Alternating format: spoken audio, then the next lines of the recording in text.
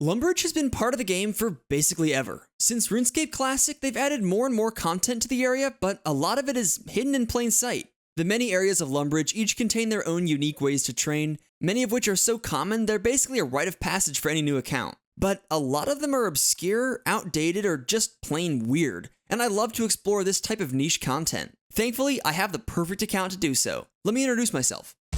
This is Sir Lumbbington, my region-locked Ultimate Iron Man. Originally restricted only to Lumbridge, I recently completed my quest to return to Rimmington and unlock every area in between, each containing their own unique benefits and challenges. Now, with limited access to high-level content, Sir Lumbbington will have to learn to do big things in a small area if he's going to take on the toughest challenges here, all leading up to facing the Cowfight Queen. So stick around, this is the journey of Sir Lumbbington.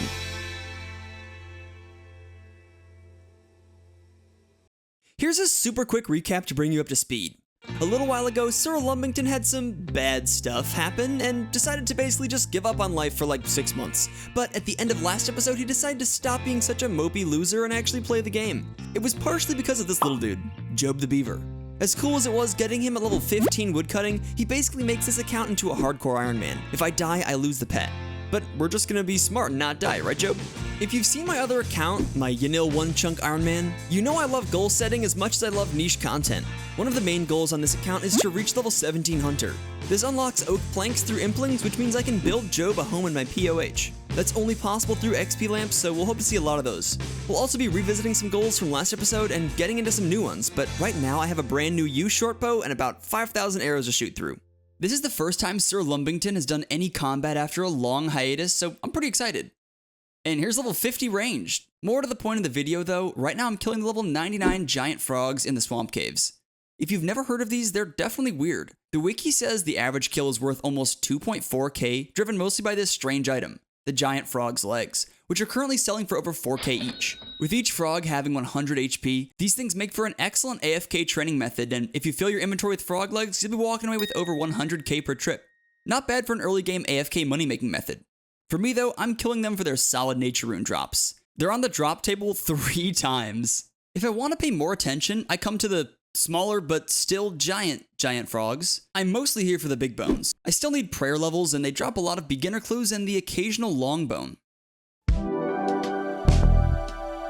Here's the first prayer level of the grind, 35 prayer.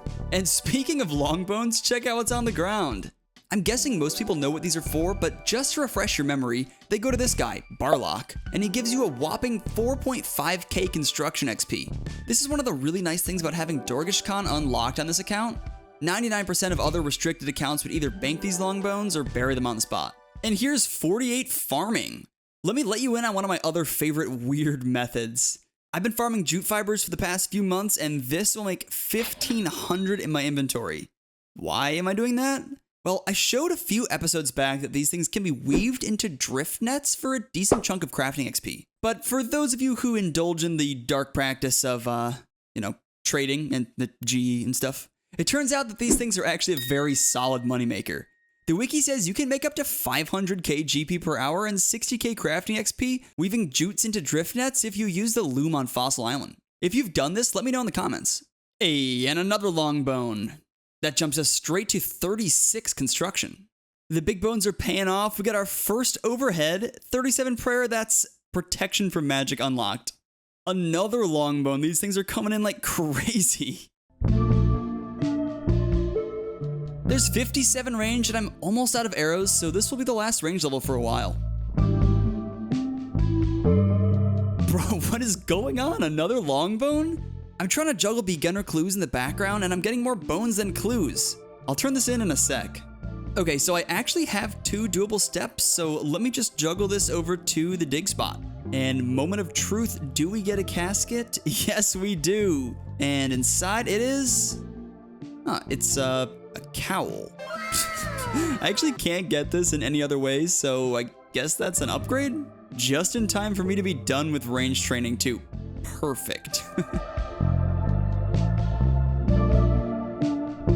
And this is the final arrow. Let's go turn in this long bone for another chunk of construction XP and then we can move on to something else. There we go, 39 construction, beautiful.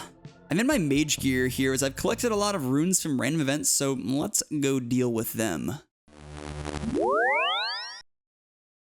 Wait, this isn't Lumbridge. You've entered the face reveal zone. Face reveal in 5.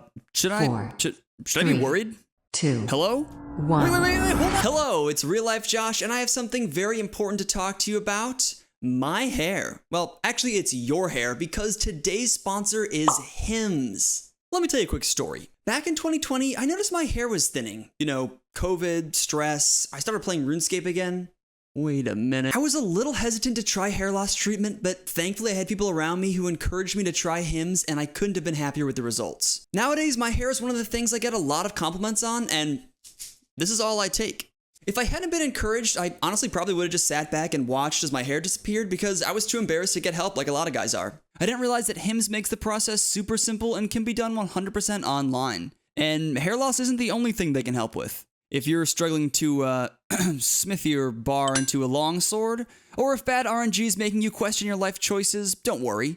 With Hims, you'll get access to licensed medical providers who can help with treatments for erectile dysfunction and mental health as well as hair loss. So, if you want to look like Sir Lumbbington when you're older, just look at this guy's hair. I highly recommend you try Hims. Personally, my experience with them has been excellent, so you can take it from me. Click my link in the description and get started with your free assessment today. Keep in mind that prescription products require an online consultation with a healthcare provider who will determine if a prescription is appropriate. Restrictions apply. See website for full details and important safety information. Now, let's get back to RuneScape. Gotta make a quick pit stop to my favorite location, the Ham Storeroom. This is where I always go to get back my various amulets and rings. Making a quick amulet of magic always feels good as a restricted account to have some decent jewelry. This is where I like to go whenever I have some magic to do, the otherworldly beings. I come here whenever I get a maze random full of chaos and death runes, which seems to happen kinda often. These guys have negative magic defense and lots of great rune drops that are useful for the account. I honestly think they're kinda underrated for being so close to a bank for all you non-ultimates out there. Rune javelins? You don't see that every day, I guess. Good old 1 in 5,461 drop. Yo, a genie. I get so excited every time I see one of these guys. I've been putting all of these on Hunter, and this one gets me to 13 Hunter. Yes, one step closer to unlocking Hunter and making Job a home. With those runes cleared out of the inventory, it's time to move on to something I've been procrastinating for a long time. Rune crafting. If you haven't seen the past few episodes, you missed that I got a cosmic talisman from a random event, which was extremely unlikely and very lucky. It was lucky because it means I can make my own cosmic runes, which are otherwise kinda difficult to get, but I do need 27 rune crafting to do so, and currently I'm level 3. So it's time to set up the inventory to get started with some rune crafting, or at least that's what I thought I was gonna do. As you're about to see, things got a little off track. There's a few things I want before I start rune crafting, and they're all down here. The first thing is a steel pickaxe, which can be pickpocketed from these hand members. That should speed up mining the essence. The other thing I'm looking for is a little less obvious though. My only way to access the rune essence mine is in the wizard's tower. Being able to get there quickly would speed up the process a lot, and thankfully I have just the thing. Necklaces of passage. If you've never played an Iron Man, you may have never even heard of these things. They're an enchanted jade necklace and can teleport you right outside the wizard's tower. I'm just gonna thieve up a few of them and whoa, what happened? My inventory is full of random crap.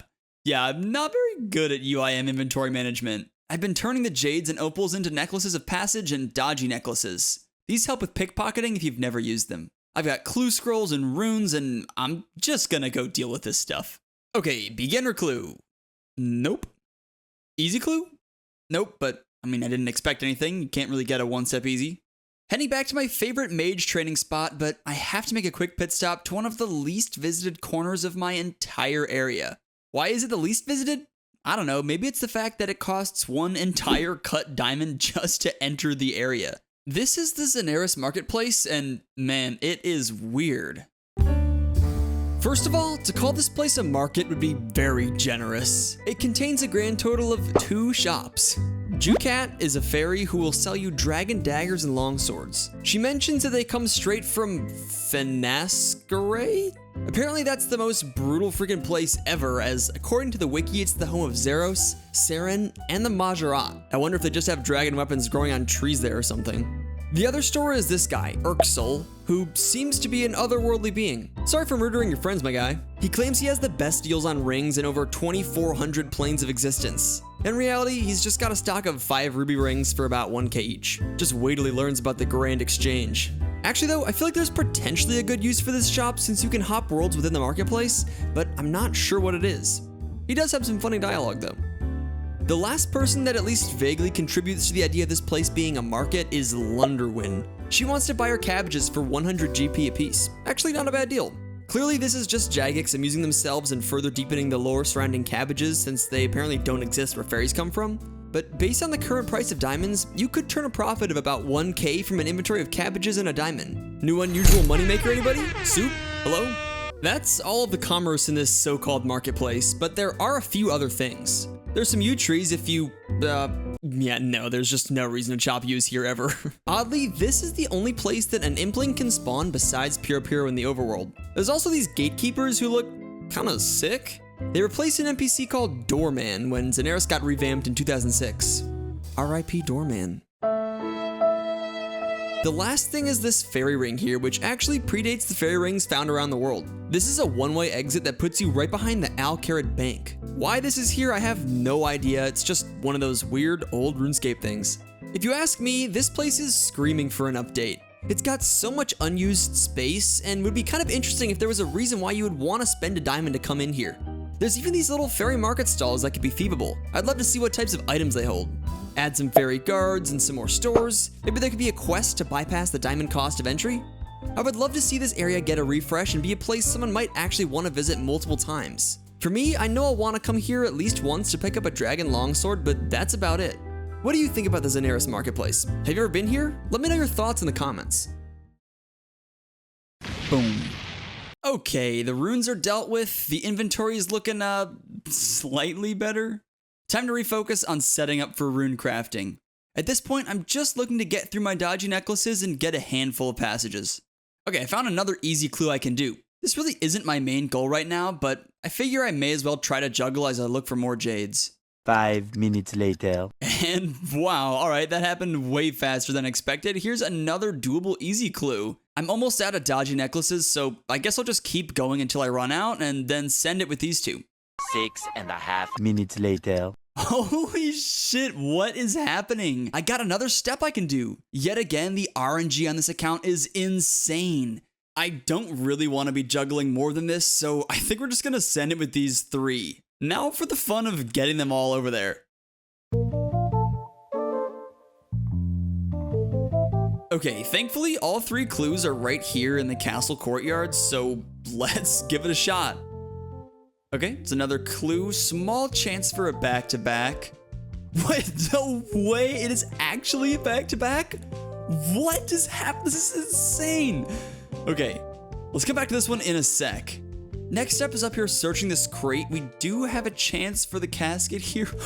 No way! 2-step casket? No way! What? How do I always get so lucky? Alright, let's see what we got. What the... Wait, these black plate legs are actually an upgrade. That's so sick. And what the hell is this thing? Bob's black shirt? I've never even heard of that, but hey, I mean, looks pretty sick. And we still have 2 doable clue steps left over. This one requires a bronze dagger, iron fall helm, and a gold ring. And quick pause here. Apparently when I recorded this, I was legitimately dumb. I guess I didn't know what this little green check here means, but just so you don't make the same mistake I'm about to make, it means you have the stash unit built and filled with the items needed. Congratulations, you're now smarter than me. Okay, proceed past me. Bronze dagger from the Lumbridge castle, gold ring from the ham chests, and I have to smith my own iron full helm. Why not do it by thieving the iron ore from ham members? Yeah, apparently these guys are carrying around iron and coal in their pockets. I don't know what I was thinking at this point. I mean, just look at this. My brain was clearly overheating. But okay, the iron full helm is smithed. Wholly necessary step, I'm sure. Alright, let's try it with the first clue. No chance at a casket, but a back-to-back is possible. Teleports a rim. No way. No way. No way. How do we keep getting the back-to-backs? Just gonna ignore that filled stash right there. Step number 2, are we gonna keep up the luck train? Yes, we are. What? Oh my god. The back-to-back 2-step caskets. Whew. Okay, not juggling for the first time in the past like 2 hours. All right, casket time. To be honest, there are only a handful of things that are gonna be genuinely useful to me, like maybe a staff of air.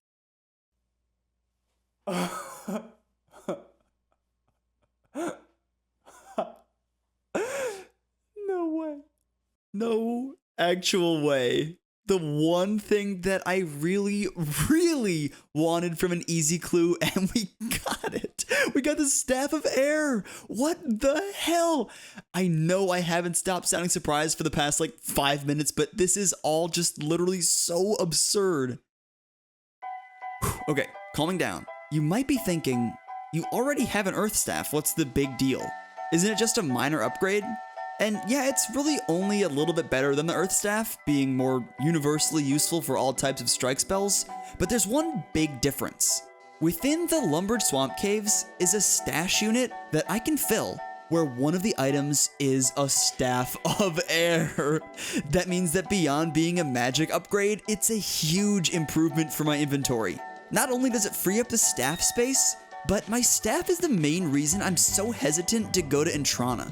I can't take it with me, but I also don't want to drop it on the ground and risk losing it. I can't death pile because of Job, gee thanks, but being able to store the staff, I can stop carrying around my mortar and pestle when I don't need it, and even chuck my Draymond staff if I'm not going to be going to Xanaris, as I can easily make another one. This is genuinely a massive upgrade for the account overall. Alright, we do have this other doable step, but at this point, I don't think I even need much else from Easy Clues, so I'm just going to send it and see what happens. Okay. Yeah, no more back-to-back steps. Honestly, I'm so okay with that. Wow, this is not a moment I was expecting, and to be honest, this hurts a little, but I have to say goodbye to the Staff of Earth. Thank you for your service. You will be missed.